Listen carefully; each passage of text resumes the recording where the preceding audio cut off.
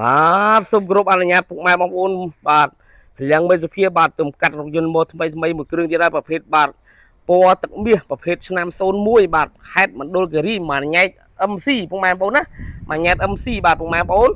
បាទឡាននេះគឺម្ចាស់ដើមទី1ប្រើឆ្នាំ2019តម្លាក់កុងតឺន័រតែដៃផ្ទាល់ពេញ20000ជាងពុកម៉ែបងប្អូនណាឡាននេះមណ្ឌលគិរីតែឡានជិះនៅភ្នំពេញដោយសារគាត់អាស្រ័យថាគាត់នៅមណ្ឌលគិរីអញ្ចឹងគាត់ជិះនៅភ្នំពេញទេតែឥឡូវគាត់លក់ដូរសេរីដោយសារគាត់បាទគាត់ទិញរ៉ាសេរីថ្មី Ford Ranger អញ្ចឹងណាឥឡូវគាត់លក់អានេះឲ្យខ្ញុំបាទតែឡានស្អាតពុកម៉ែបងប្អូនឡានពណ៌ទឹកមាសនេះឡានមូលហ្មងពុកម៉ែបងប្អូនឡានថ្មីណាបាទទុកឆ្នាំស៊ីនចូល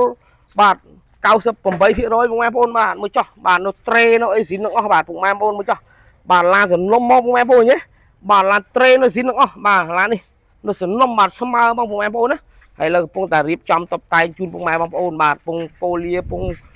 ថែមថយអីតិចតួចអញ្ចឹងណាតែបងប្អូនមើលចោះបាទស្អាតណាស់កលុកកលៀតគ្រឿងក្នុងនៅពុកស្បែកស៊ីនទាំងអស់បាទពុកស្បែកនៅស៊ីនទាំងអស់មិនអញ្ចឹងពុកម៉ែបងប្អូនគ្រឿងជ័រតាប់លោអត់ទាន់តុបតែងអីទេមើលនៅស្អាតអញ្ចឹង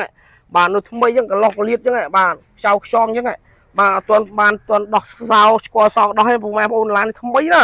បាទពុកស្បែកស៊ីនអត់ទាន់មានប្រេះទេណាពុកម៉ែបងប្អូនទីទៀតបងប្អូននឹងដាក់បំរាជើង VIP ជូនពុកម៉ែបងប្អូនមួយស្អាតតែម្ដងបាទតែពុកនៅសំណុំបាទមិនងាយបានជួបទេពុកម៉ែបងប្អូនណាបាទពុកស្បែកកម្ដៅអីមានទៀតបាទឡាននេះចិត្តចូល full ពាក់កណ្ដាល full ចិត្តចូល full option ហើយពុកម៉ែបងមើលកន្លងបាទកន្លុកកលៀតមើលអូយឡានថ្មីណាស់ឡាននេះបាទមិនណាស់ពុកម៉ែបងណាហើយកន្លុកកលៀតមួយបាទមិនបាញ់ទេឡាននេះចម្រាញ់យកមេឡានមកតែម្ដងពុកម៉ែបងនិយាយថ្មីមែនតើបាទពុកស្បែកស៊ីនអត់ទាន់ដែរដេមកខ្លែបណាឡើយបាទម្ចាស់ដើមគាត់ប្រើថៃណាឡាននេះបាទលោកកលៀតថ្មីនៅស៊ីនទាំងអស់បាទ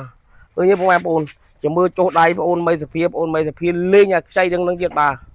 តែមិនយកមកទេពុកម៉ែបងប្អូនដែរលាងទឹកខ្លួនឯងអីខ្លួនឯង